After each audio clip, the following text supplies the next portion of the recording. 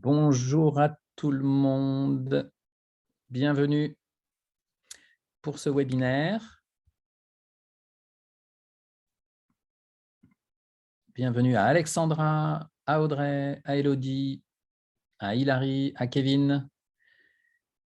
Salut Hilary, j'espère que tu vas bien. Gaël, Gérard, Marilyn, Mathilde, Maxime, Olivier, Pascal, Pauline, Sandrine, Solange et j'en passais des meilleurs. Bienvenue à tout le monde. Alors, on se prépare pour ce petit webinaire. Alors, petit en durée, mais pas en intérêt. Vous allez le voir. Nathalie est en train de se préparer. C'est les dernières secondes. Donc, ravi d'être avec vous pendant ce webinaire où on va parler de comment booster la motivation de vos équipes. C'est un sujet hyper important dans les organisations qu'on accompagne avec Nathalie. Il y a parfois des problèmes qui, pour nous, sont en partie systémiques, sont en partie liés à la question de la posture, sont en partie liés à la question des outils de management qui sont utilisés et qui ont comme résultat que les gens perdent leur motivation. Alors, bonjour Nathalie, bienvenue. Donc aujourd'hui, Merci. c'est Nathalie l'intervenante sur cette thématique et puis moi, Yanis Camus, je vais animer cette rencontre pour permettre un petit peu d'interaction avec vous, cher public, qui avez pris le temps aujourd'hui de venir écouter Nathalie. Alors, présentation rapide de qui est Nathalie Labarre. Donc, Nathalie est mon associée. Elle est basée à Angers, mais intervient sur toute la France. Elle est spécialisée sur les questions de gouvernance et aussi de communication et passionnée par tout ce qui concerne le relationnel entre les êtres humains. Alors, plutôt dans l'entreprise, l'entreprise avec un grand E, mais elle intervient dans tout type d'organisation, association, entreprise et toute forme de collectif qui souhaite améliorer la coopération en son sein. Nathalie, est-ce que tu aimerais rajouter quelque chose pour te présenter? Eh bien non, ça me semble bien correspondre à mon activité. Merci à toi. Tu veux Bon, peut-être te super. présenter du coup aussi, Yanis? Ah bah tiens, tu le fais? Yanis, il accompagne également les organisations, de diverses organisations depuis un certain temps maintenant. Tu as été aussi responsable du centre de formation Alter Ego, avec un parcours de formation de 20 jours sur le leadership coopératif pendant plusieurs années. Et maintenant, tu t'accompagnes au plus près en fait, les équipes et les structures qui souhaitent implémenter un type de gouvernance sociocratique, participatif, et toutes les personnes qui veulent travailler en mode coopératif. Voilà. Ouais, tout à fait, parce qu'en fait, j'ai compris il y a quelque temps que la cause des causes de tous les symptômes que vivent les gens dans les entreprises, donc les symptômes, c'est le burn-out, ça c'est l'un des pires, mais il y a aussi le manque de motivation dont on va parler aujourd'hui, et puis tout un tas de choses vraiment pas agréables, les difficultés relationnelles avec la hiérarchie, avec ses collègues, le manque d'efficacité, la mauvaise ambiance, des réunions qui ne fonctionnent pas bien, etc. Eh bien, la cause des causes de tous ces symptômes-là, c'est la question de la gouvernance. La gouvernance, c'est quoi? C'est comment on s'organise, de quels outils on se dote pour faire mieux, en fait, et pour passer d'un paradigme classique qui est plutôt compétitif à un paradigme pleinement coopératif. Voilà. Bon, alors Nathalie, ce que je te propose, si la forme te convient, ce serait que tu parles pendant à peu près 10 minutes, qu'on fasse, si possible, 2 séquences de 10 minutes, et qu'au terme de chaque séquence, alors je crois que tu as préparé des questions que tu aimerais poser à notre audience. Tu confirmes? Oui, Ouais. ce Donc, sera à l'oral. OK. Eh ben, ouais, bon, on n'a pas de sondage cette fois-ci, mais peu importe. L'idée, ce serait que tu poses tes questions à notre audience et puis que vous, chers amis, vous puissiez répondre dans le chat. Alors, l'idéal, ce serait qu'on réponde tous au même endroit. Le chat, c'est l'endroit où il y a une bulle en bas et qui s'appelle « Discuter ». Donc, je vous invite à ne pas utiliser l'autre endroit questions-réponses que vous trouvez plutôt à droite avec Q.E.R. avec deux petites bulles au-dessus. Ça, c'est les questions-réponses. Je ne vais pas aller fouiner là-dedans. Par contre, je regarderai tout ce que vous écrivez dans « Discuter ». Première question peut-être, avant de donner la parole à Nathalie, c'est où est-ce que vous êtes en France et puis dans quel type d'organisation vous travaillez? Bienvenue Claudine. Salut Alexandra, Abdelhakim, Elodie. Voilà. Donc, première question pour vous. Vous êtes où en France et dans quel type d'organisation vous travaillez? Et puis, je vais regarder ça. Nathalie, première séquence de 10 minutes sur cette question de comment booster la motivation dans une équipe. Et puis ensuite, tu poseras ta question au public. Et puis, je pense que les gens aussi pourront te poser des questions. Donc, au fur et à mesure, dans le chat, vous pourrez poser vos questions à Nathalie pour clarifier. Et puis, sinon, vous pouvez faire un autre exercice. Vous pouvez faire autre chose que poser des questions. C'est aussi réagir et dire si vous êtes d'accord avec Nathalie, apporter un petit peu votre grain de sel, ou au contraire, dire que vous n'êtes pas d'accord et contre-argumenter. Et on va tenter de lire tout ça en live. Voilà, donc Nathalie, je ne sais pas si tu as un œil sur le chat, là, les gens commencent à écrire des choses. Alors, on n'est Tout à pas fait. encore dans l'explosion du chat, mais il y a des gens qui jouent le jeu, c'est chouette. Bonjour, bonjour, bonjour. Voilà, il y a des gens de Vendée, de Franche-Comté, de Toulouse, de Saint-Pierre-des-Corps, d'Angers. Ah bah oui, c'est Solange, salut Solange. Lille, des gens de l'Aube. Angers, Rennes, Saumur, etc., etc. Allez, Nathalie, on est parti pour les 10 premières minutes. C'est à toi. Merci beaucoup. Alors, écran partagé, voilà, c'est ça. Hop. C'est parti. Yanis, est-ce que tu peux me confirmer qu'on voit bien mon écran partagé? Ok, Nickel. super. Super. Alors, eh bien, bonjour à tous. Désolée pour mon léger retard. Je suis légèrement souffrante aujourd'hui, donc je reviens tout juste du laboratoire d'analyse. Rien à voir avec le Covid, c'est bon, c'est fait pour moi. C'était le mois dernier. Et rien de grave. Voilà. Alors, le webinaire aujourd'hui, c'est booster la motivation et l'engagement dans mon équipe. Donc, je me suis posé pas mal de questions par rapport à ce webinaire. Et j'aurais vraiment à cœur en fait qu'on se les pose ensemble. C'est-à-dire, j'aimerais qu'il soit vraiment participatif ce webinaire et que vous me donniez, vous fassiez part de vos témoignages si vous le voulez bien sûr. Vous donniez vos idées, vos trucs pour voilà, booster la motivation et l'engagement et aussi qu'est-ce qui désengage, qu'est-ce qui fait que la motivation décroît peut-être à certains moments ou au contraire de plus en plus dans vos équipes et dans vos structures. Alors, première slide. Pour moi, ça, c'est la base. C'est vraiment de s'assurer de l'adéquation entre la personne et l'organisation. Ça, c'est quelque chose qui est... Alors, pardon, Nathalie. Oui. Oula, on a des petits problèmes de connexion. La première chose, si tu Ah, peux la répéter, on n'a pas entendu. effectivement, je vois qu'on me dit sur mon écran que ma connexion est instable. Dommage. Ouais, c'est rare que ça m'arrive, mais et Yanis, n'hésite pas à me dire voilà, Ah, si ça revient. Et... Ouais, super. là, on t'entend bien. Ok, super. Donc je disais, c'est quelque chose. Donc ça, c'est quelque chose qui est très important pour moi, qui est la base en fait de tout. C'est vraiment de s'assurer de l'adéquation entre la personne et l'organisation dans laquelle elle est, et la personne et sa fonction. Ça, c'est quelque chose qui a été toujours pour moi rédhibitoire. Si enfin, quasiment jamais. J'ai pu faire, étant jeune, des petits jobs où vraiment je sentais que la fonction, ça correspondait pas trop à qui j'étais fondamentalement, en termes de vocation, mais sans aller plus loin que ça, en termes de compétences ou de juste de goût et d'élan. Pour moi, c'est vraiment la base, en fait, se demander est-ce que j'ai le goût de faire ça, est-ce que j'ai l'élan de faire ça. Et parfois aussi une inadéquation entre moi et l'organisation. Et là, pour moi, c'est surtout une question de valeur, en fait. Voilà, c'est l'organisation dans laquelle je travaille. Au niveau des valeurs, ça ne me correspond pas du tout. Et donc, du coup, là, pour moi, la motivation, elle est vraiment très faible, en fait. Ou alors, elle va être juste régulée par l'aspect financier, mais c'est assez faible au final, voilà, en termes de motivation. Donc, du coup, c'est vraiment, j'invite chacun individuellement à se poser cette question régulièrement, parce qu'on bouge aussi, voilà, au fur et à mesure de la vie, c'est-à-dire, est-ce que je suis vraiment à ma place à cette, voilà, est-ce que la fiche de poste, elle correspond à mes compétences et aussi à ce que j'ai le goût de faire, parce que des fois, il y a une différence entre j'ai la compétence de le faire, mais en fait, j'ai pas le goût, en fait. Voilà, peut-être que je le fais peut-être même très bien, mais j'ai pas ou j'ai plus le goût aussi, parce que comme je disais, c'est des choses qui bougent et ça peut évoluer. Donc, c'est des questions à se poser régulièrement. Bon, dans leurs organisations, les entretiens professionnels sont faits pour ça, notamment. Donc voilà, c'est une question pour moi à se poser de manière individuelle et aussi en tant que manager, par exemple, responsable d'une équipe, eh bien, quelque chose à vérifier régulièrement.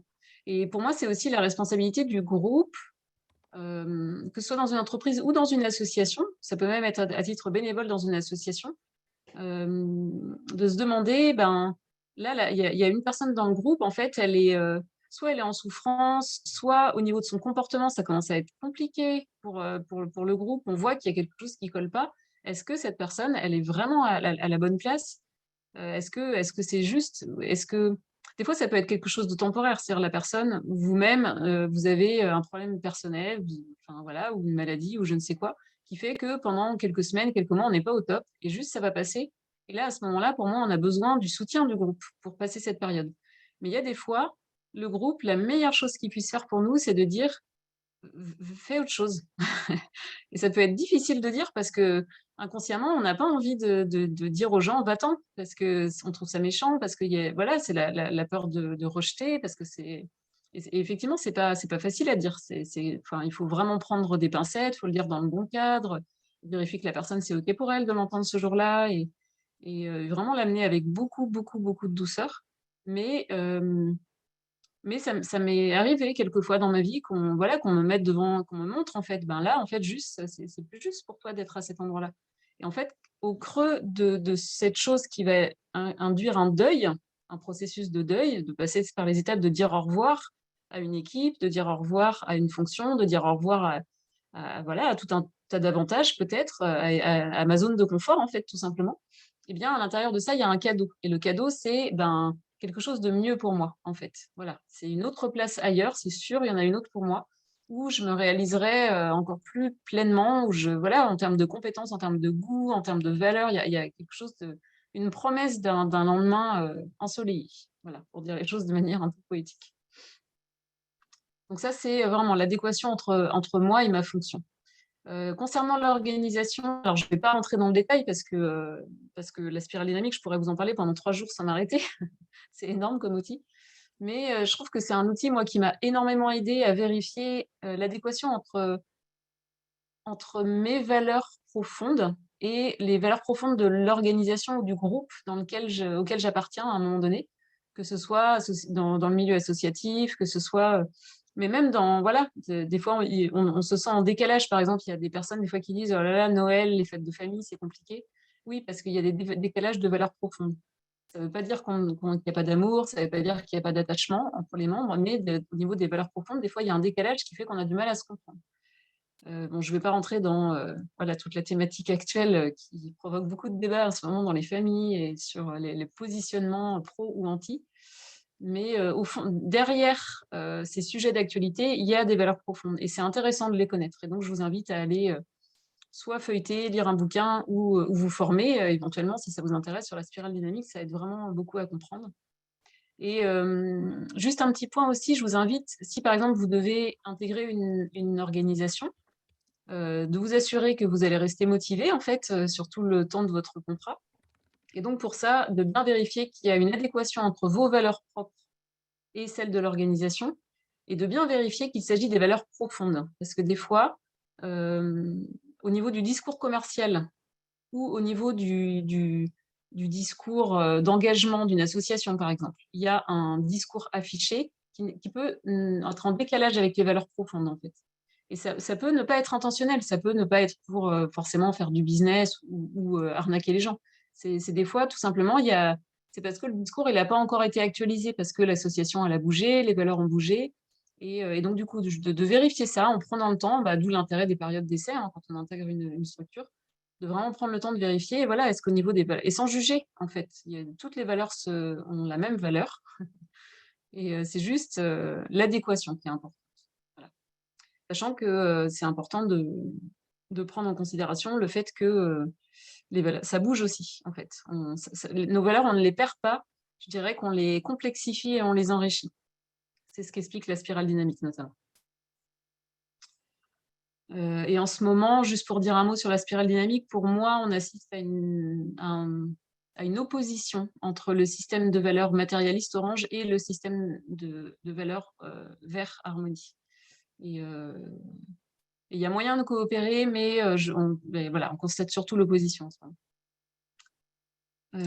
Voilà pour ça. Je te laisse me dire, Yanis, combien de temps il reste. Je ne sais pas si tu as mis un timer pour les 10 minutes ou... Il te reste 2 minutes. Ok, merci. Alors, une question de base aussi concernant la motivation. Je ne vais pas rentrer dans les détails parce que je ne suis pas une professionnelle de la motivation. Il y a des personnes qui s'occupent très bien de ça. C'est une info à vérifier, mais il y a un nom qui me vient, c'est Violaine Berthet sur Angers, qui est spécialiste de la motivation. Par exemple, voilà, il y a des personnes à contacter comme ça qui sont vraiment spécialistes de ça. Mais en tout cas, pour moi, la question de voilà, la pyramide de Maslow, qui, même si elle est controversée, je la trouve très intéressante pour vérifier est-ce que je reste motivée et pour être motivée, mes besoins de base, il faut qu'ils soient satisfaits, nourris ou au moins considérés. C'est-à-dire que, selon moi, chaque adulte doit faire en sorte de satisfaire ses propres besoins. Et le groupe ou le manager, en tout cas les autres personnes avec qui on travaille, c'est important qu'ils considèrent mes besoins, mais pas forcément qu'ils cherchent à les satisfaire. Il n'y a pas longtemps, une de mes collègues du Centre français de sociocratie, Anne-Gaëlle Erard, je crois que c'est ça son nom, a dit tout à fait à juste titre qu'un besoin non satisfait n'est pas forcément une limite atteinte. Et que des fois, la frustration, ça fait partie de la vie et que du coup, voilà, si j'exprime un besoin et que mon collègue ne peut pas on n'arrive pas à trouver une solution, une stratégie pour qu'il puisse contribuer à satisfaire mon besoin, eh bien, l'important, c'est qu'il ait considéré ma demande et qu'il prenne le temps de l'écouter. Et il n'est pas là pour forcément chercher à satisfaire à tout prix mes besoins. Mais par contre, c'est à moi de continuer à trouver une solution pour finir voilà, pour satisfaire ce besoin-là. Donc la pyramide de Maslow, je sais pas, pour ceux qui ne connaissent pas, je vous invite à aller voir, c'est vraiment intéressant pour comprendre les différents besoins et de manière hiérarchique en fait. Voilà, c'est-à-dire que si on ne peut pas vraiment se préoccuper de besoins d'accomplissement si on ne s'est pas d'abord occupé des besoins d'estime et si on ne s'est pas d'abord occupé des besoins d'appartenance et avant des sécurités et encore avant de physiologique. C'est-à-dire que si, souvent je dis, si dans une pièce on coupe l'oxygène, eh bien à ce moment-là, on ne se demande plus de savoir si je l'estime pour moi ou si je suis en train de m'accomplir professionnellement. Juste, j'ai besoin d'oxygène. Donc c'est ça la base en fait. Donc si ça c'est satisfait, ensuite je peux me préoccuper d'autres choses. Donc voilà, donc de poser la question, est-ce que mes besoins dans mon organisation, dans mon équipe, est-ce qu'ils sont considérés par mon équipe et demander à ce que les autres les considèrent, mais pas forcément chercher à les satisfaire. Ça, c'est à moi de faire attention à ça. Ça ne veut pas dire que l'autre ne les satisfera jamais, mais c'est pas l'important, c'est pas tomber dans l'exigence, en fait, que l'autre cherche à satisfasse mes besoins. Il me reste plus de temps. Là, il te reste moins 1 minute. D'accord, bon, j'arrête alors. Ouais, tu préfères? Ah oui, parce que là, je vais partir dans une séquence de quelques minutes. Ok. Alors, est-ce que tu avais une question à poser à notre audience? Eh bien, si j'avais pu faire ma séquence d'après, peut-être de donner des exemples d'inadéquation ou d'adéquation vraiment forte que vous avez vécues, soit dans en lien avec votre fiche de poste ou avec votre fonction, voilà, votre place dans une organisation où vous sentiez qu'il y avait une inadéquation et ça ne s'est pas bien passé, ou au contraire, à un moment donné où vraiment vous étiez comme un poisson dans l'eau dans votre poste. Et également en ce qui concerne les valeurs. Est-ce que vous avez déjà constaté soit quelque chose qui était très harmonieux entre vos valeurs et celles de votre organisation, ou au contraire, un écart très grand qui vous a fait quitter l'organisation ou qui a fait que la motivation n'était plus là et que ça a été compliqué. Ou peut-être encore maintenant d'ailleurs. Voilà pour les questions. La question de l'adéquation entre vous et votre poste et vous et l'organisation et ses valeurs. Très bien. Alors, pendant que vous écrivez tous vos témoignages dans le chat, Nathalie, je vais reprendre quelques questions, mais j'ai l'impression que tu as globalement répondu, me semble-t-il, aux questions qui ont été posées au fur et à mesure. Alors, il y avait la question de, oui, et ceux qui ne sont pas en adéquation, mais qui ne veulent pas partir par confort. J'ai l'impression que tu as répondu. Ton invitation, c'était à les confronter, en fait, et à leur dire que… Oui, effectivement, mais en même temps, je vais peut-être dire l'inverse de ce que je disais tout à l'heure, mais c'est de la nuance. justement, on vient de voir la pyramide de Maslow et la deuxième strate, donc c'est une strate vraiment importante, c'est une base, c'est le besoin de sécurité. Et ça peut même être un besoin physiologique, enfin, ou en tout cas confondu avec un besoin physiologique. Enfin, non, c'est pas un besoin physiologique, besoin de sécurité. La sécurité, c'est vraiment très important de se sentir en sécurité. Et du coup, ça peut être effectivement très déstabilisant d'imaginer quitter un poste, même si on n'y est plus du tout heureux. Et donc, j'inviterais à avoir soit de l'auto-empathie, si soi-même on se retrouve dans cette situation de je vois bien que je suis démotivée, je vois bien que je suis pas à ma place, je vois bien que je me plains tout le temps, j'en peux plus, et en même temps, j'arrive pas à partir. Et ben, bah voilà, se donner de l'empathie à soi-même, enfin voilà, arrêter de s'en vouloir, ou si c'est envers quelqu'un d'autre, ben, ne pas le juger en fait, et essayer de lui donner de l'empathie. Et en même temps, se poser la question, du coup, en fait, j'ai besoin de quoi? J'ai besoin de sécurité. Comment je vais pouvoir répondre à ce besoin? Des fois, on confond les besoins et les stratégies qu'on met en place pour répondre à ces besoins. C'est-à-dire, si je crois que la seule stratégie que je peux mettre en place pour répondre à mon besoin de sécurité, c'est rester là où je suis, effectivement, c'est limité. Mais si par contre, je commence à me dire, de toute façon, je répondrai à mon besoin de sécurité, il est hors de question que je me mette trop en insécurité. Mais par contre, je peux commencer à réfléchir à, y aurait-il pas d'autres solutions pour moi, pour me sentir en sécurité et en même temps me réaliser dans une fonction, dans un métier qui me plairait davantage. Et là, peut-être demander à des personnes de faire du brainstorming, demander un avis, des idées, se faire accompagner par un coach. Enfin, il y a plein de solutions. Et même, voilà, pour les salariés, il y a des plans qui permettent de se former. Voilà, il y a sûrement plein de solutions. Mais l'idée, c'est des fois, de juste dézoomer, en fait. On reste trop zoomé sur pour être en sécurité, je dois rester à la même place. Et en fait, dézoomer et de se dire, mais non, en fait, il y a plein de possibilités.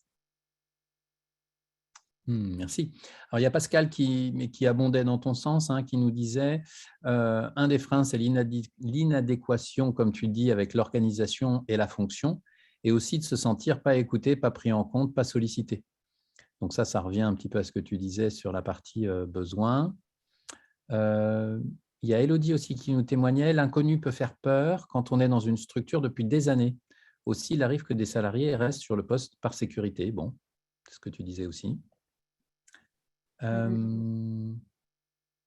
Alors Gaël, je ne suis pas sûr d'avoir bien compris. Tu as écrit « D'accord avec vous, mais quid de la structure et de la dynamique d'équipe dans ce cas ?» Je ne comprends pas bien par rapport à quoi tu disais ça. Après avoir organisé des formations, des échanges pour comprendre et tenter de redynamiser, bien sûr. Je ne sais pas si tu comprends la question, toi, Alors, je crois que Nathalie. Gaëlle vient répondre le cas où les salariés veulent rester coûte que coûte.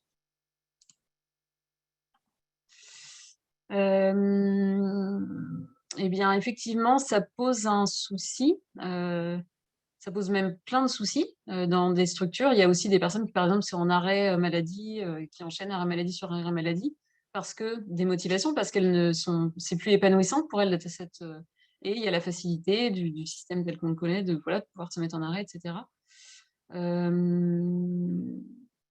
Eh ben, je dirais, dans une organisation sociocratique telle que, voilà, Yanis et moi, on a envie de les mettre en place, ben, il y aurait possibilité, en fait, de trouver des solutions par rapport à ça avec le consentement de tous, et incluant la personne, en fait, qui est démotivée et donc, du coup, dont le comportement pose un souci à l'équipe, forcément, hein, quel qu'il soit, ou à elle-même, parce qu'il y a aussi des gens qui se font beaucoup de mal. Bah, je dirais peut-être de réfléchir à mettre en place un cadre de sécurité, de faire des réunions où chacun s'exprime par rapport à ça et de dire, OK, bon, on ne peut pas forcer une personne voilà, à partir, en tout cas dans la situation. Et du coup, bah, qu'est-ce qu'on peut mettre en place pour que chacun vive bien son travail, en fait, et que la posture de la personne, le choix qu'elle fait, n'a pas un impact trop négatif sur le travail des autres et que chacun puisse s'exprimer en disant: «Bah, moi, du coup, j'aurais besoin de ça, j'aurais besoin qu'on refasse les plannings parce que du coup, ça me pose trop de problèmes, ces absences à répétition». Enfin, je donne un exemple, que chacun puisse s'exprimer vraiment en toute authenticité. Veiller à la bienveillance aussi, encore une fois, empathie, hein, la personne, on fait tout ce qu'on peut, voilà, mais en même temps, bah, poser des limites et un cadre clair, qui prenne en considération les besoins de chacun. Et pas accepter de subir une situation trop longtemps qui pose problème, en fait. Mais oser dire les choses et mettre les pieds dans le plat avec le plus de douceur possible, mais on y va quand même, en fait. Merci Nathalie. Alors, on a pas mal de témoignages. Et alors, globalement, on a deux catégories de témoignages, hein, c'est un peu logique. C'était aussi comme ça que tu avais formulé ta question. On a des gens qui, comme Hilary et Maxime, je crois, qui se sentent bien en adéquation, Élodie aussi. Personnellement, je suis très attaché aux valeurs dans la structure. Aujourd'hui, je suis en parfaite adéquation. Mais il m'est arrivé que les valeurs annoncées dans d'autres entreprises ne soient pas celles défendues. Et oui, entre les valeurs annoncées et puis les valeurs vécues, parfois, il y a une discordance. Et donc, c'est les valeurs vécues auxquelles les gens vont se référer pour se sentir soit en adéquation, soit en inadéquation. Et puis, oui, on a l'autre catégorie de gens. Alors, on a Pascal, par exemple, qui témoigne, mais il y en a d'autres.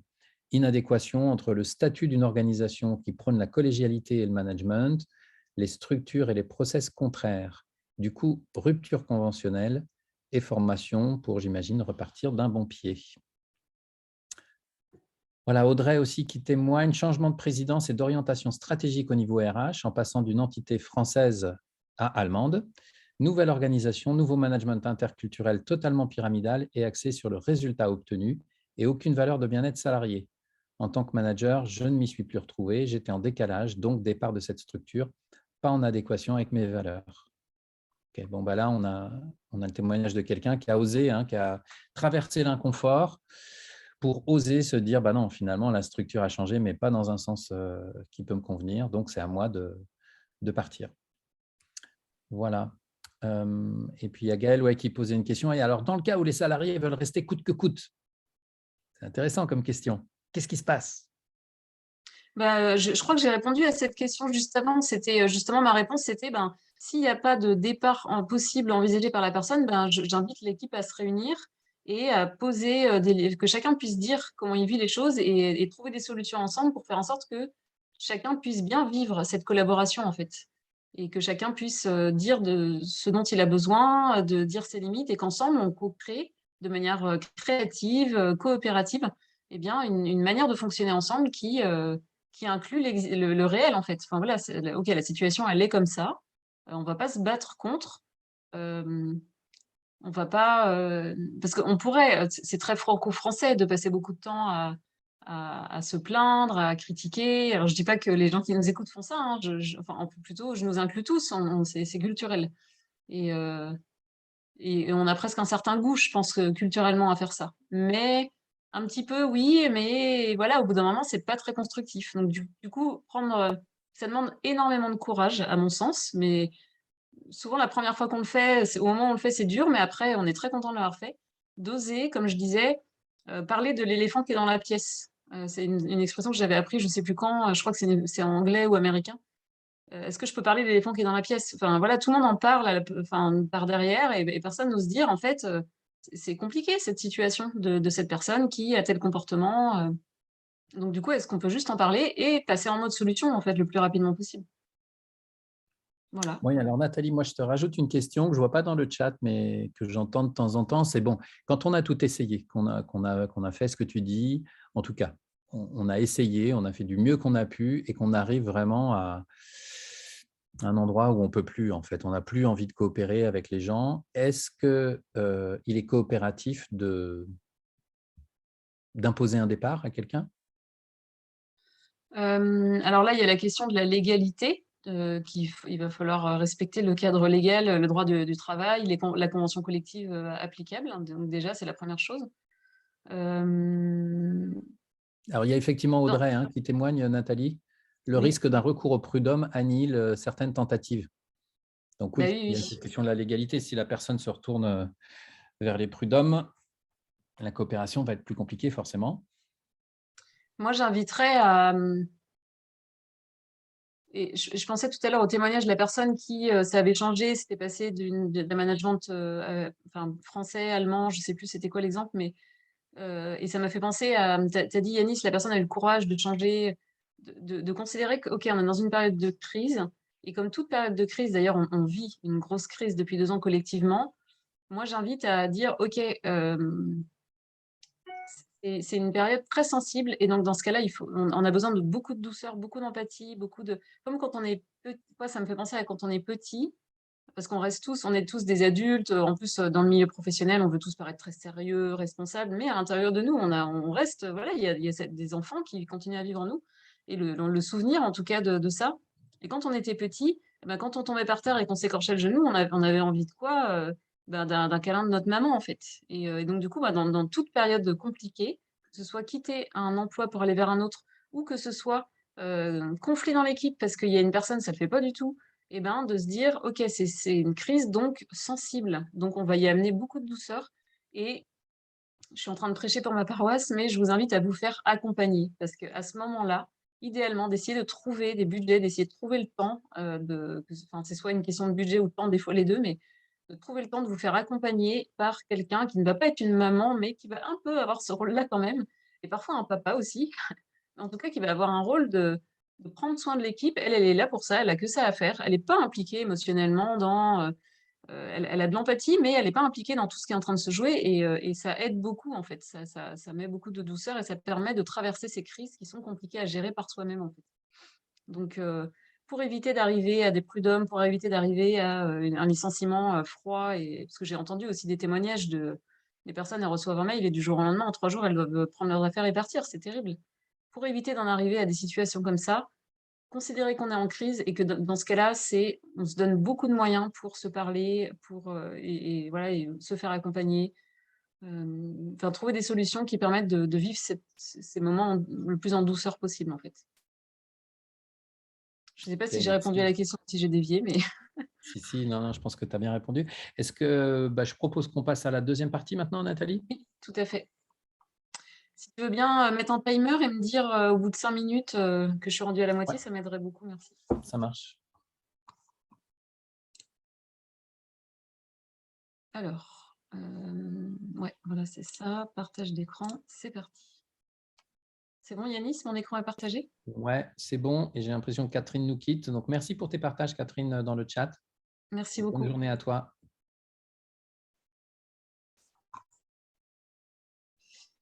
Alors, il y a 2 questions qui me semblent vraiment importantes. En tout cas, moi, je le vois comme une thématique récurrente qui engendre, qui peut engendrer de la perte de motivation. Enfin, qui engendre, ouais, quand il y a un dysfonctionnement sur ces thématiques-là, démotivation, désengagement. C'est la question de la recherche de l'équilibre entre l'efficience et le relationnel, la prise en compte de l'humain. Alors, je vois qu'on me dit que ma connexion est instable. Est-ce que tu m'entends bien, Yanis?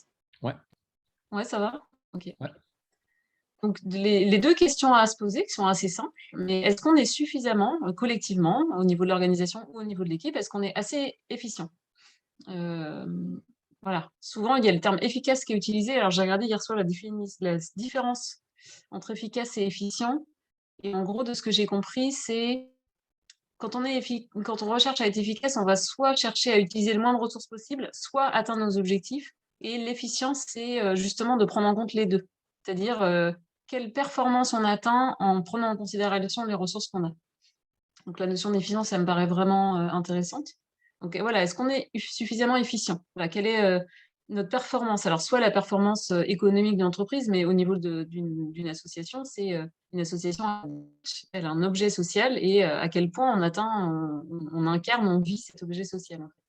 Donc est-ce qu'on est suffisamment efficient par rapport à l'objet de l'association ou par rapport au but et de l'organisation de l'entreprise? Et la deuxième question, c'est l'ambiance est-elle agréable? Et grâce à ce schéma merveilleux qu'on a déjà montré plusieurs fois dans les webinaires, mais que je remontre à chaque fois parce que c'est vraiment une source d'inspiration énorme. Je ne vais pas le détailler, je ne vais pas rentrer dans le détail, mais en gros, on retrouve les 2 axes de l'efficacité, l'axe vertical, et sur l'axe horizontal, l'axe de la convivialité, la relation à l'autre.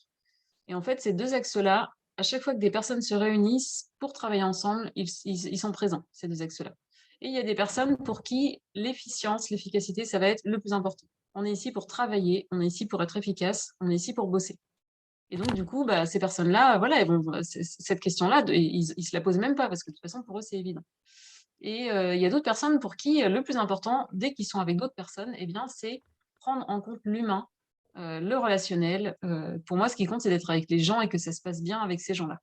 Et oui, on est là pour faire du bon travail et je ferai du bon travail, mais d'abord, on prend en considération les gens. Et du coup, ce que j'ai remarqué, c'est qu'en fonction de peut-être la majorité du groupe ou en fonction de la culture de l'organisation, de ses valeurs profondes justement, en fonction du manager. Voilà, il y a plusieurs paramètres à prendre en considération, mais des fois, on peut glisser plus d'un côté que de l'autre. Soit être hyper en mode efficacité et on prend plus du tout en compte, ce qui se passe dans le relationnel, s'il y a des tensions, des conflits, on s'en occupe pas, ou si une personne est en souffrance. C'est voilà, on s'occupe pas de ça, on n'a pas le temps. Oui, ça, c'est voilà, quand on se préoccupe, trop de l'axe déficience et à l'inverse, quand il y a des structures, hein, des associations, même des entreprises. J'ai été gérante d'une entreprise où, voilà, on se préoccupait beaucoup de la relation. Et bien, là, à ce moment-là, on peut perdre de vue l'axe de l'efficience et être moins performant et du coup gagner moins d'argent ou être moins atteindre les objectifs qu'on se fixe en tant que, dans un engagement militant, par exemple. Et du coup, c'est dommage. Et quand on à chaque fois qu'on privilégie un axe plutôt qu'un autre, on perd des gens en cours de route et ça engendre de la démotivation et du désengagement.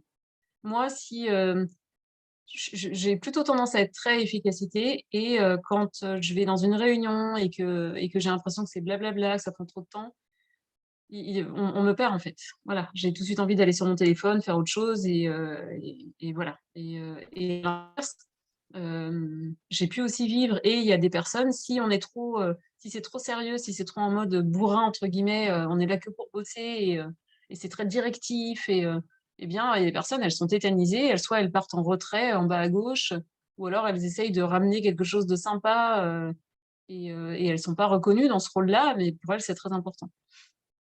Donc du coup, ça, c'est vraiment une question à se poser et l'idéal, c'est de rechercher un équilibre et d'inviter les gens à dire ce qui est important pour eux et comment, ce besoin-là peut être satisfait. Mais vraiment, je vous invite en tant qu'équipe, en tant que collectif, en tant que groupe, à vous poser la question de comment on peut faire en sorte, globalement, merci, d'arriver à trouver un équilibre entre, OK, on est là pour bosser, mais aussi on est des êtres humains ensemble et on a une relation et comment on peut en prendre soin. Ne pas privilégier l'un au détriment de l'autre. Oui, Yanis? Je te remets 5 minutes? Oui, merci. Parce que c'était 10 minutes, hein? Le Ouais. temps, oui, c'est ça. Ouais, très bien. Ah, là, c'est 5 minutes qui viennent de sonner. Ouais, OK. Voilà, alors autre chose qui peut démotiver, c'est bon, on est dans une équipe, on est, on est en phase avec, chacun est en phase avec son poste, avec sa fonction. Il y a une adéquation avec l'organisation et les valeurs. A priori, on arrive à trouver un bon équilibre, dans, la recherche d'efficacité et la convivialité, mais il y a des dysfonctionnements qui s'installent et on le vit mal et on commence à en vouloir aux uns, aux autres, à essayer de trouver des responsables à l'extérieur ou on s'en veut à soi, on se sent nul, enfin voilà et ça commence à générer un truc, pas simple du tout et du coup, bah, quand, au boulot ça se passe pas bien, on est démotivé, désengagé. J'ai découvert il y a pas longtemps, j'en avais entendu parler il y a longtemps, mais j'ai découvert il y a pas longtemps grâce à mon collègue, Pierre Tavernier en formation, la méthode Belbin, qui se pose la question, bah, les rôles en équipe sont-ils bien répartis? Encore une fois, je ne vais pas rentrer dans les détails, je vous invite à aller voir. Et il y a d'autres outils de connaissance de soi. Moi, mes grands outils, c'est l'énéagramme, j'adore le MBTI aussi, qui permettent de vérifier dans une équipe si les différentes formes d'intelligence sont bien représentées. Belbin, lui, il dit donc il y a 9 rôles différents en équipe. Et idéalement, il faudrait que ces 9 rôles soient à peu près représentés. Alors, ça ne veut pas dire qu'il faut qu'il y ait 9 personnes dans une équipe. On peut être 7 et chacun de nous, en fait, a plusieurs rôles, 2 ou 3 rôles avec lesquels il va être particulièrement à l'aise et il suffit que dans une équipe, j'arrive avec ça et du coup, j'amène ce rôle-là et voilà et un autre va venir avec 2 rôles et voilà et ce genre de test, ce genre de formation où on parle de nos personnalités. Par exemple, dans une équipe où il y aurait que des extravertis, compliqué. Voilà, l'introversion va amener quelque chose d'intéressant ou à l'inverse, une équipe où il y a que des introvertis, compliqué, voilà. Donc vraiment dans le cadre d'une embauche, par exemple, ça peut être intéressant, de se dire, ben, qu'est-ce qui nous manque en termes d'intelligence? L'énéagramme parle de, l'intelligence instinctive, où on va des personnes qui vont être plutôt dans le concret, dans le côté pragmatique, dans le faire, dans l'action l'intelligence émotionnelle, donc les personnes qui vont justement beaucoup prendre soin des relations, de l'autre, là, la considération de l'humain et l'intelligence mentale, analytique, où là, on va chercher des stratégies, à l'avenir et cetera et du coup, d'essayer à chaque fois voilà, de trouver un équilibre. Alors il est jamais parfait, mais en tout cas de se poser la question, s'il y a un dysfonctionnement, est-ce que peut-être que c'est ni dû à l'organisation, ni dû aux personnes en tant que telles, mais juste parce qu'il nous manque une ressource. Et comment on peut aller chercher cette ressource, en fait? Qui peut nous l'apporter? Est-ce que ça peut pas être une autre personne d'un autre service qui viendrait une fois par semaine nous donner, des idées parce qu'on a besoin d'un super créatif et du coup, voilà, on va trouver cette ressource-là d'une manière ou d'une autre. Donc je vous invite à vous poser ces questions-là. Alors là, ce point-là, le manque de reconnaissance et le manque de valorisation, ça peut engendrer énormément de démotivation et d'énervement. C'est-à-dire, on peut adorer l'organisation dans laquelle on est, vraiment se sentir à sa place, faire du super travail et tout. Mais si à un moment donné, on ne voit jamais le travail que je fais, s'il n'est pas reconnu et valorisé, eh bien, ça va être compliqué et difficile. Là, j'en reviens à ce que j'ai dit tout à l'heure sur la différence entre les besoins et les stratégies. Le besoin de reconnaissance, le besoin de valorisation, il peut prendre plusieurs formes pour être satisfait. Et je vous invite à vraiment vous poser la question de quoi j'ai besoin exactement pour me sentir pleinement reconnue dans ce que je fais et valorisée. Est-ce que j'ai besoin d'être payée plus cher? Souvent, on pense à ça, mais ça peut être voilà, avoir des remerciements ou, ou un peu plus de chaleur, parce que moi, je suis touchée quand la personne prend le temps de me dire bonjour et demander comment je vais vraiment sincèrement en prenant le temps d'écouter ma réponse. Ça se trouve, j'ai juste besoin de ça dans la relation à mon collègue de travail dans le même bureau ou mon manager. Et de vraiment vous poser la question, parce que chaque adulte est responsable de la satisfaction de ses besoins et de dire, voilà, je vais demander à l'autre de considérer mes besoins, mais je vais d'abord me poser la question de comment ce besoin-là peut être nourri et donc lui faire une suggestion et vérifier est-ce que la manière que je lui demande, ça dépasse ses limites, c'est vraiment trop compliqué pour lui ou de manière créative, qu'est-ce qu'on peut trouver ensemble pour que ce besoin soit nourri. Voilà. Alors ça, c'est un schéma pour... je vous ai parlé plusieurs fois de voilà l'adulte qui prend en considération ses besoins, donc je vous invite à aller regarder si vous êtes curieux les états du moi. C'est pareil, un apport théorique qui m'a beaucoup nourri. Et pour éviter de tomber dans la relation parent-enfant qui peut être très compliquée, eh bien d'essayer d'aller vers la position adulte et se dire je suis responsable de la satisfaction de mes besoins, comment je vais pouvoir les satisfaire. On est à 10 minutes. On est à 10 minutes? Ok. Ouais. Eh bien, je termine. Si tu peux me rajouter 2 minutes. Ouais. Merci. Quelque chose qui pour moi est très, très motivant, c'est de savoir que je vais être impliquée dans les décisions qui me concernent. Et ça, c'est à tous les niveaux. Si on prend une grosse entreprise, à tous les niveaux, toute personne qui fait son job, à un moment donné, c'est important qu'elle soit impliquée dans les décisions qui vont concerner son quotidien. Donc ça, c'est un des gros apports de la sociocratie. Mais vraiment, ça me semble, en tout cas moi personnellement, et c'est la question que je vous poserai après, mais si juste on me dit quoi faire, je perds toute motivation en 10 minutes, quoi. Mais par contre, si voilà, je vais pouvoir participer un petit peu à la stratégie de ce qui me concerne et à pouvoir être autonome aussi dans comment je vais le faire, et ben, ça va tout de suite, la motivation va augmenter et et c'est un juste équilibre à trouver. C'est-à-dire, donner trop d'autonomie à une personne qui vient d'arriver à un poste en lui disant: «Bah, tiens, voilà, il y a ça à faire, débrouille-toi». Non, voilà, que chaque personne puisse s'exprimer et dire de quoi elle a besoin, encore une fois, ses besoins, ses limites. Mais en tout cas, pouvoir être, en sociocratie, on dit: «Toutes les personnes impliquées par une décision participent à la décision». Ça, c'est vraiment la règle de base et ça me semble hyper important pour garantir une motivation, constante. Et dernier petit point, je vous invite à faire attention, aussi au temps de travail collectif, donc les réunions. On peut adorer son job, mais détester les réunions, alors qu'en fait, les réunions, ça peut être génial. Vraiment, il y a des outils super pour rendre ça participatif, dynamique, créatif, joyeux et très efficace. Justement, trouver cet équilibre dont je parlais tout à l'heure entre on est efficace et en même temps on passe des bons moments ensemble et on considère chacun. Donc voilà, je vous invite il y a des formations qui existent, il y a plein d'outils à utiliser et ça, c'est vraiment très important parce que c'est dommage. Il y a plein de gens qui n'aiment pas les réunions, alors que les réunions, ça peut être vraiment très, très agréable et très efficace. Et Ouais, voilà, j'ai fini. je connais 2 bons formateurs là sur cette Ah oui? question-là. Ouais. Tu peux donner les noms, ça peut aider les gens. Ouais. Bah, il y a Nathalie Labarre qui est pas mal, et puis il y a Yanis Camus qui est bien aussi. Ok, super, parfait. Et voilà, Bon, j'ai dit. merci Nathalie. Est-ce que tu as une question du coup à poser à notre audience? Eh bien, oui, c'est par rapport à cette notion d'implication dans les décisions. Est-ce que je suis la seule à vraiment sentir que si juste je reçois en fait des directives à appliquer sans avoir participé à la réflexion qu'a amené cette directive, et moi je perds toute motivation? Ou est-ce qu'il y a des personnes qui sont à l'aise avec le fait de non, non, moi je veux juste qu'on me dise ce que j'ai à faire, j'applique et ça me va très bien. Voilà. Donc, comment Alors, vous vous situez par rapport à ça? Est-ce que vous aimez ouais, participer aux décisions? on va demander à notre audience effectivement comment vous positionnez dans un premier temps. Et puis éventuellement après, est-ce que dans votre expérience professionnelle, vous avez rencontré des gens qui, eux, ne fonctionnent pas comme ça? Mais d'abord, vous. On voudrait vous tester, vous, et savoir qui on a en face de nous, parce qu'on sait bien que ça existe, hein. Mais ceux qui viennent à nos webinaires, on aimerait bien savoir. Alors, Élodie, j'ai besoin d'autonomie, mais demande de plus en plus à être intégrée, hop, dans les process, dans des comités. Catherine, elle valide le fait d'être impliquée, de participer à des choix.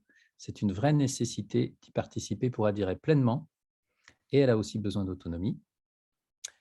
Élodie est demandeuse. Et le fait de savoir à ma direction. Je ne comprends pas trop ce que tu as écrit. Je suis demandeuse et le Et je le fais et, savoir à ma et le fait direction. savoir. Ah oui, oui, oui. Oui, c'est ça. Donc, tu n'es pas à attendre, mais tu es proactive et tu vas demander à ta direction, tu vas lui faire des propositions dans ce sens. Et les autres, alors, qu'est-ce qui se passe? Vous êtes partis? Je vois bien que vous êtes là toujours. Il Je n'y a veux qu'une être personne rapide. qui nous a quittés. Pascal, difficile, voire impossible pour moi d'être opérationnel si au minimum, je ne partage pas les valeurs. Mmh. Alors, là, la question, on est vraiment sur la prise de décision.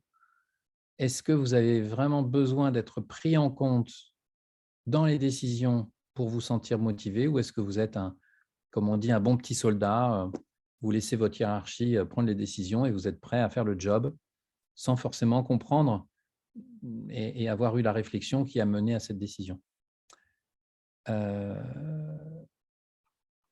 Alors moi, je suis plutôt partie des personnes qui aiment participer. Je fais plutôt partie, j'imagine, des personnes qui aiment participer, voire être force d'initiative dans un groupe. Je me sens bafoué quand c'est le contraire, même si dans certaines situations où je peux très bien suivre les directives. D'accord, c'est Hilary qui nous dit ça. Tu as une appétence plutôt pour la participation et pour être force d'initiative, utiliser ton leadership. Et en même temps, dans certains cas, tu peux suivre les directives.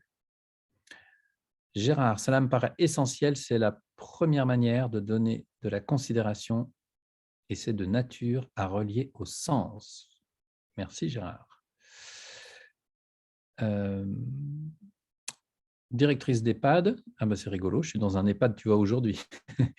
Je viens d'intervenir ce matin dans un EHPAD, je suis autonome, mais j'ai besoin de prendre l'avis des agents. Eh bien oui, toi tu es à la place du manager ou du dirigeant, et effectivement, comme le dirigeant que j'ai suivi ce matin, ben, on est face à des dirigeants qui ont déjà la verve coopérative en eux et qui ont bien compris que prendre les décisions tout seul dans son bureau, pas très intéressant.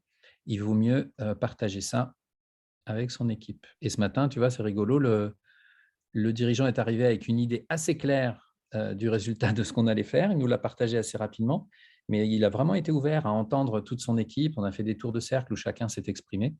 Et ça a été super chouette de voir comment on lui a complètement transformé son idée de base et où il a reconnu à la fin, ah mais ouais, c'est ce que j'avais prévu, c'était une partie de ce qu'il faut faire, mais là, on part sur quelque chose de beaucoup plus vaste qui prend en compte plus de complexité, en fait.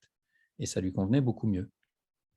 Et puis, il a déjà intégré que de toute façon, sans son équipe, il n'arriverait à rien. Donc, il était content du côté coopératif et Je peux participatif. rajouter Ouais, quelque chose Nathalie? là-dessus, Yanis? Oui, Ah, pardon, bien sûr.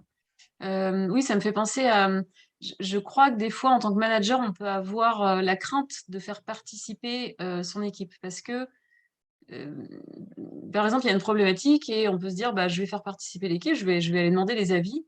Et en fait, il y en a un qui dit un avis, puis après un autre qui dit un autre avis, et puis encore un autre qui donne un autre avis qui est opposé au premier complètement, et un quatrième qui donne une autre idée. Un cinquième, je ne sais pas quoi faire de son idée, je la comprends pas vraiment. Enfin, voilà. Et du coup, qu'est-ce que je fais de ça en fait? Est-ce que je choisis une idée et voilà, est-ce que j'essaie de faire un gloubi-boulga de tout ça, mais du coup, ça finalement, ça ne plaît à personne? Voilà, c'est pas évident. Et pour autant, si on ne fait que, ben, comme tu viens de dire, en fait, partir que de son point de vue et utiliser ses idées, ça reste pauvre en fait. Et c'est dommage parce qu'on n'active pas l'intelligence collective. Et je tiens à préciser que l'intelligence collective, ça s'active à mon sens, uniquement avec certains processus. Il faut des processus qui ont été très bien pensés et qui doivent être très bien appliqués par des personnes expérimentées pour que ça puisse marcher, en fait. Et donc, je vous invite à vous former ou à vous faire accompagner par des consultants qui les connaissent bien, ces processus, et ça vous permettra justement de vous former en les expérimentant. Mais il y a vraiment possibilité, en fait, et du coup, d'arriver à des solutions toujours plus créatives, toujours plus pratiques, toujours plus efficaces, et qui prennent vraiment en considération chacun et là où il en est. Voilà, j'ai dit. Bon, moi, je veux bien témoigner. Alors, ça ne va pas être très glorieux pour moi, hein, mais je me rappelle tout à fait de l'époque où j'étais ce manager et ce dirigeant qui, lorsqu'il écoutait ses collaborateurs, en fait, il les écoutait pour voir comment il pouvait prendre dans les idées de ses collaborateurs des choses qui aillent dans son sens. Voilà. Donc, il y avait une forme de manipulation inconsciente, mais j'étais quand même très embêté, comme tu l'as dit, Nathalie, avec toutes les personnes qui disaient des choses contraires, par exemple, ou alors qui critiquaient mes idées. Et j'essayais de me faire aider par les gens qui pensaient comme moi. Et je n'étais pas du tout dans cette recherche d'intelligence collective. Pour moi, l'intelligence collective, c'était les gens vont comprendre que je suis intelligent. C'est moi le fondateur, le boss, quoi. Et j'ai beaucoup de plaisir à accompagner des gens aujourd'hui qui sont beaucoup plus intelligents que moi, à l'époque en tout cas, parce que j'ai quand même pas mal évolué, mais d'accompagner des gens qui ont déjà compris ce truc, quoi. Et il y a peut-être aussi une question un peu de génération. Quand je parle avec des personnes d'une autre génération, des personnes plus âgées qui ont 20 ans de plus que moi, je sens bien que parfois c'est compliqué à comprendre ce que je leur raconte à cet endroit-là.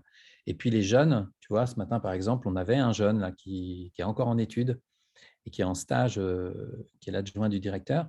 Et en fait, c'est formidable. Il a déjà tout intégré, ce jeune. Je sens que la coopération, elle est incarnée. Donc, il n'y a même pas besoin de former pour comprendre, non, parce que c'est déjà compris. Par contre, comme le dit Nathalie, d'amener des outils, des méthodes quand même pour savoir, OK, j'ai intégré le fait que la coopération, c'est quelque chose d'important qui va m'apporter efficacité et bien-être au travail. Mais comme je ne sais pas exactement comment faire et qu'il y a des outils qui permettent d'optimiser ça, bah, du coup, je vais me former à tout ça. Voilà, donc la bonne nouvelle, c'est que les nouvelles générations vont complètement changer le monde, mais ça prend du temps. Il faut des gens comme nous pour amener des boosters, des outils. Alors nous, on est des passeurs, hein, parce que nous-mêmes, on s'est formés avant de diffuser tout ça, mais voilà. Alors, il y a d'autres témoignages. Alors, peut-être Yannick, je me disais, il est 13h26, comme on avait annoncé 1 heure de webinaire, il nous reste quelques Ouais. minutes parce qu'on n'avait pas commencé à l'heure. Peut-être vérifier s'il n'y a pas des questions et s'il n'y en a pas, bah, peut-être laisser la parole à 1 ou 2 personnes à l'oral, tu sais, en permettant de parler. Et Ouais. puis, en tout cas, je remercie vraiment tout le monde pour tous les témoignages. Je suis hyper contente. J'avais vraiment envie que ce soit un échange enrichissant de chacun et j'ai pas eu le temps de lire tout, mais voilà, je suis vraiment contente. Je vais prendre le temps de lire tout ça après. Et j'espère que chacun a pu bénéficier des témoignages les uns des autres. Alors, maintenant est venu le temps où on va vous entendre. Je propose à 1, 2 ou 3 personnes de lever la main, soit pour poser une question, soit pour dire un petit mot de clôture, faire un feedback, enfin nous faire un feedback, un atelier et moi sur ce webinaire. Dans votre feedback, vous pouvez intégrer par exemple les idées phares que vous retenez ou des choses avec lesquelles vous n'êtes pas en accord avec nous, puisque dans la méthode coopérative, voilà, on accueille les désaccords, il n'y a aucun souci, on ne détient pas la vérité. On a développé un certain nombre de croyances qu'on essaye de vous partager, mais ce sont des croyances, ce ne sont pas des vérités universelles et absolues. Puis on sait qu'avec le temps, sans doute, dans 1 ou 2 générations, on va nous prouver qu'on n'allait pas assez loin, en fait. Alors, n'hésitez pas à lever la main. Et j'aimerais bien que ce soit quelqu'un d'autre que Pascal, parce que Pascal fait partie de nos fans qui est toujours là. Et on t'embrasse, Pascal, et ça nous fait plaisir de voir ton nom apparaître. Mais du coup, la dernière fois, j'ai senti qu'on t'avait un peu forcé la main pour prendre la parole. Et là, ça peut être quelqu'un d'autre aujourd'hui. Tiens, je suis figé, je ne bouge plus. Si, ça y est. Donc, on aimerait bien 1, 2, 3 témoignages maximum de personnes qui souhaiteraient nous dire, en conclusion, sur le sujet d'aujourd'hui, qu'est-ce qu'ils retiennent, avec quoi ils repartent.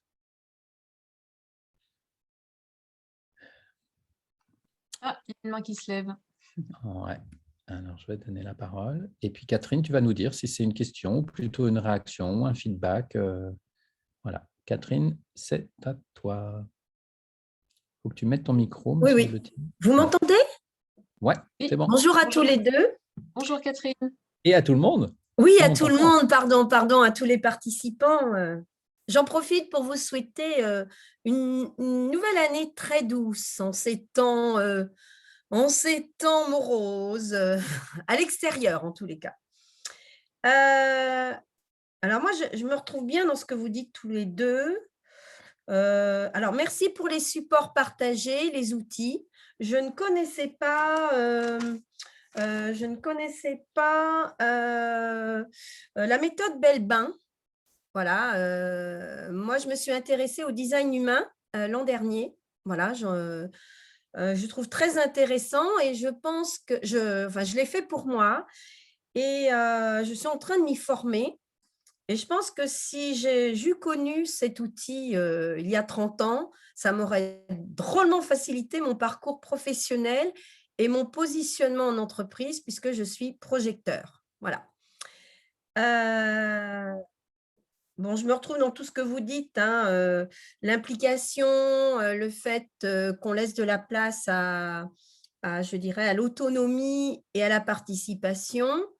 Je vais prendre un exemple qui peut être intéressant pour rebondir ce que tu as dit, Yanis, sur les nouvelles générations, où quand j'ai repris une formation de chef de projet digital et RSE, la bonne surprise, pour moi, ça a vraiment été la RSE au niveau stratégie, au niveau social, ou dans l'audit que j'ai fait de l'entreprise, en allant sur Viadeo, dont on dit que c'est un réseau obsolète, eh bien, c'est une mine d'or au niveau de la marque employeur, au niveau RH, aussi bien, je dirais, dans l'expérience candidat que les jeunes salariés. Et aujourd'hui, ce qui est ressorti, je vous le partage, c'est une très forte demande de la reconnaissance, de la valorisation, de la transparence, de l'information en matière de stratégie, voilà, chez les jeunes.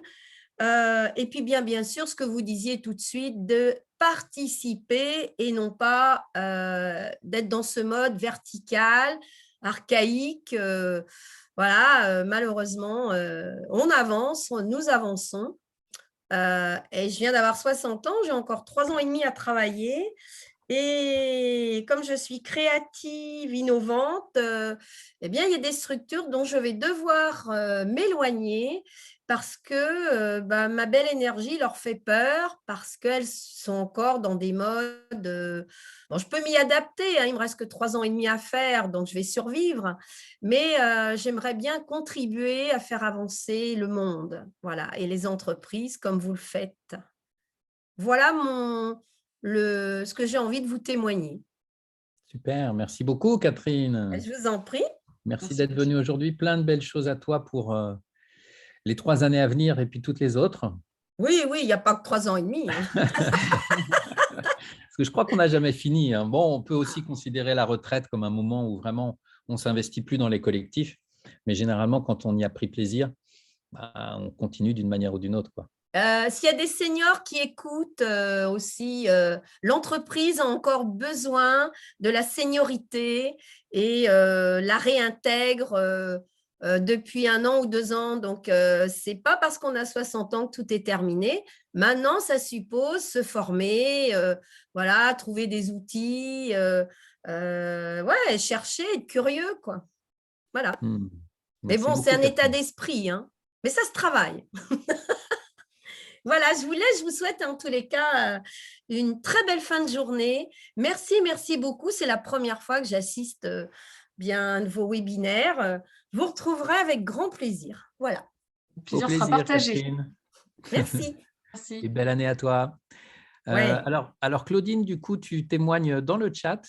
Tu aurais pu prendre la parole et lever la main. Catherine, je t'invite à baisser la main si tu veux bien. Et puis, du coup, si quelqu'un d'autre peut lever la main pour nous faire un dernier petit coucou, un dernier feedback, un dernier retour sur ce webinaire. Et puis, on va se quitter là. Alors, Élodie, elle ne se sent pas senior à 45 ans. Alors, Hilary, on a une jeune avec nous, chouette. Hop, Hilary, c'est à toi. Super. Moi, ça va être très court. Donc, je vous remercie en fait pour le webinaire. C'était intéressant. Je voulais juste partager un peu mon expérience. Donc, parce qu'en fait, je suis en première année de master dans une école. Et c'est vrai que voilà, ça me donne quelques outils que je n'avais pas vus forcément pour la coopération, puisqu'on est dans un groupe où on doit présenter un travail pour la fin d'année qui est un peu équivalent au mémoire. Et c'est un groupe qui est un peu compliqué puisqu'on a une des personnes en fait qui n'arrive, c'est difficile tout simplement. Et donc, voilà, j'ai pris quelques captures d'écran pour les partager quelques outils. Cette personne a fini par partir. Donc, peut-être ça va donner une plus bonne dynamique du groupe à voir dans le temps. En tout cas, je vous remercie d'avoir pris votre temps pour donner tous ces outils et puis surtout expliquer comment on peut faire. Parce que c'est vrai que par des moments, je pense que c'est Yanis qui avait posé la question, ça s'est perdu en fait. Et donc, on a l'impression que ça ne va jamais avancer, qu'on ne va jamais s'en sortir plus que, je ne sais pas, c'est une impression que la personne prend du plaisir à être un obstacle, en fait, pour le groupe. Donc, voilà. En tout cas, merci beaucoup.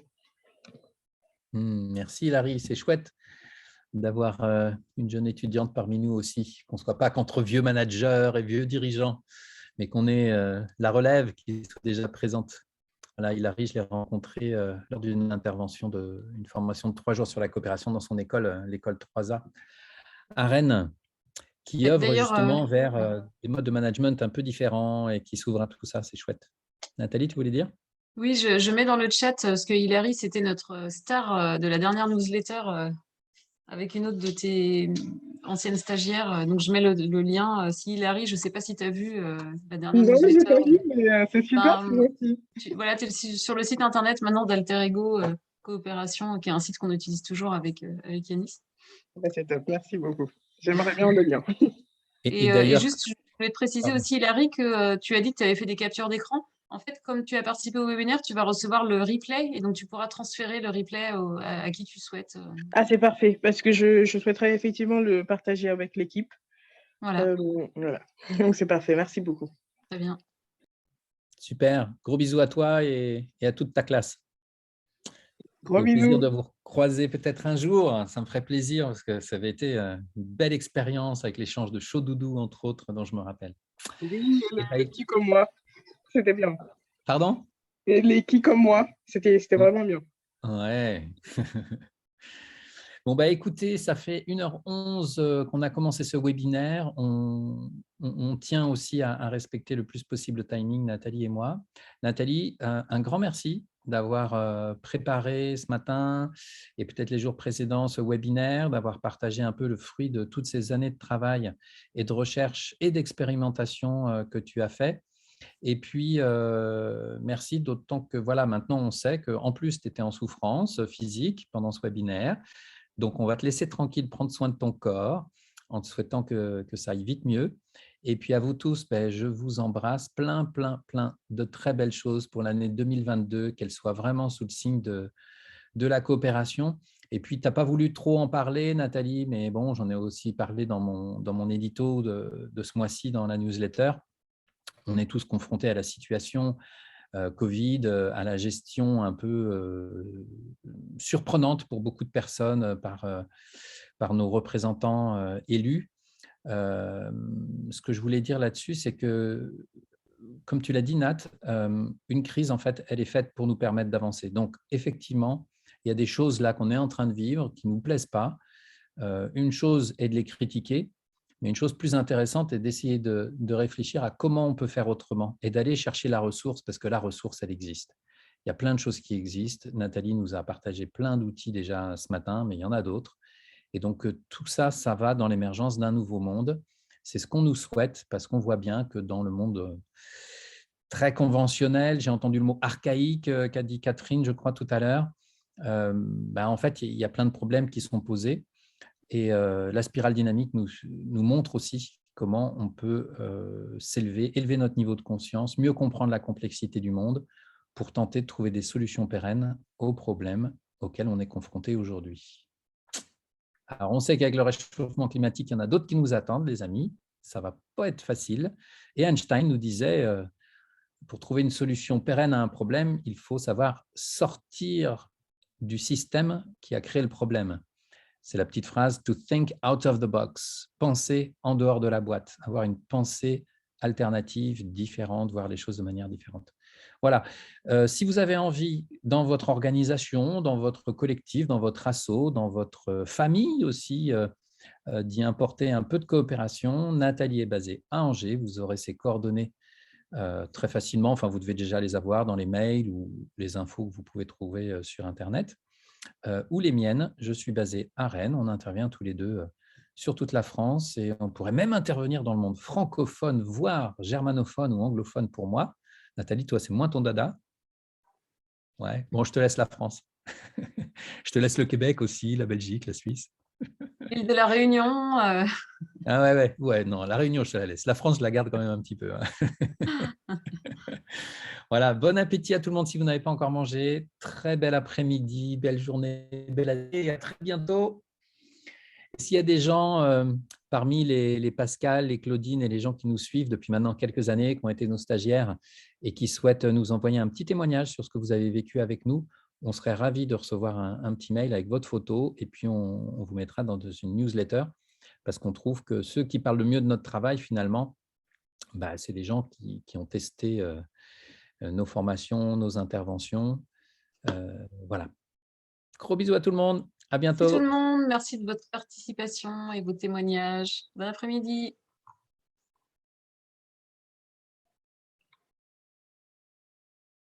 Je te laisse couper le webinaire, Yanis. Ouais. Moment de débriefing entre nous non enregistré.